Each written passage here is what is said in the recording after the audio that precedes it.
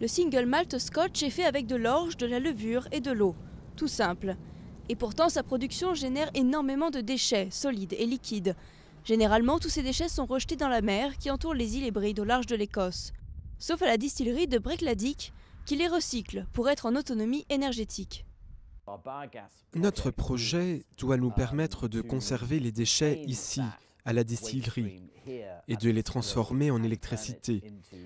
Une électricité qui alimente toute la distillerie, depuis l'embouteillage jusqu'au bureau, les ordinateurs, les transports, tout ce dont nous avons besoin. Les nouvelles technologies ont rendu ce programme réalisable, même dans un petit site comme celui-là. Il préserve l'environnement, mais aide aussi la distillerie à s'affranchir des nuisances du précédent système.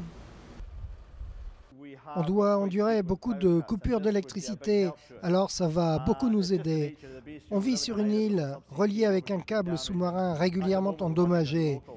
On a aussi un groupe électrogène alimenté au diesel.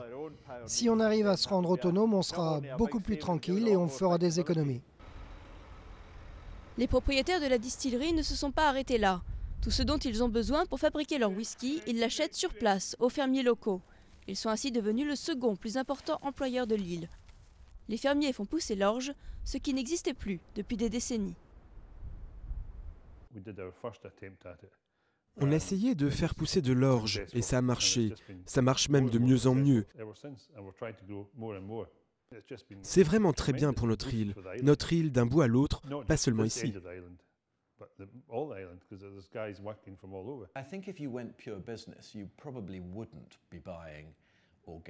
C'est sûr que si vous ne regardez que les bénéfices, eh bien votre orge, vous irez la faire pousser ailleurs. Ça coûte plus cher.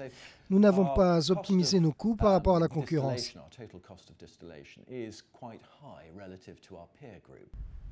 Mais pour la distillerie, le jeu en vaut la chandelle et doit servir d'exemple pour les autres distilleries. Ne serait-ce que pour préserver toute la rude beauté de cette nature.